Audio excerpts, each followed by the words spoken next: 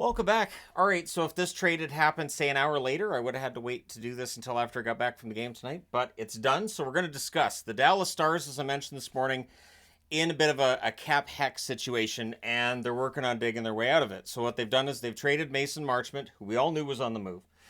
He's been moved to Seattle. So Marchment's 30 years of age, has a $4.5 million cap hit for one more year. Seattle can afford it.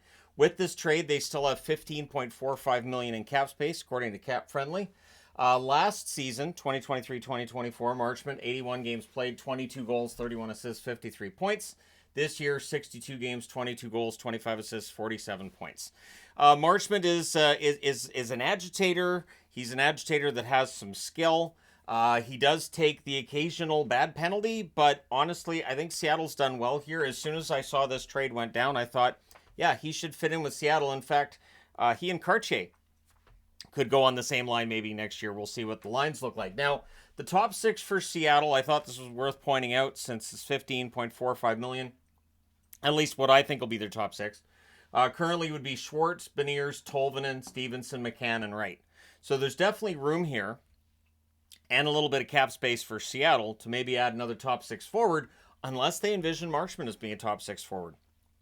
He's generally been a third liner with Dallas, but with the amount of points he's been able to produce, maybe Seattle sees a little more upside there if they give him some more ice time.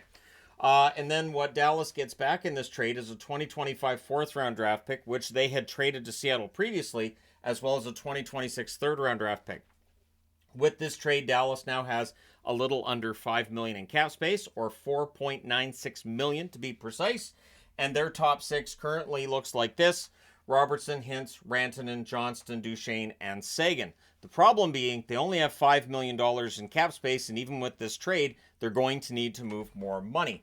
The names that everybody keeps bringing up are Lyubushkin and Dumba. I'm thinking if they want to move either of those players, they're probably going to have to add a sweetener.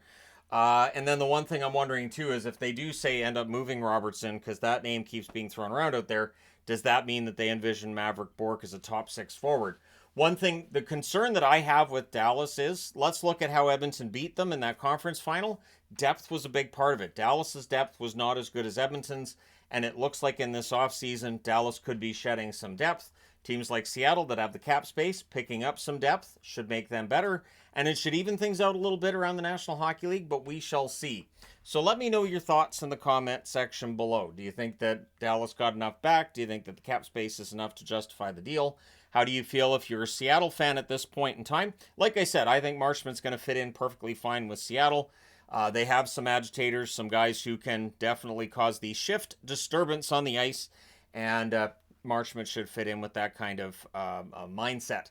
So let me know your thoughts. Hit like and subscribe in the event you may not have done so already. As I said, I am going to be going to the game tonight, so if any other trades take place between now and when I get home, they'll be reported on when I get home.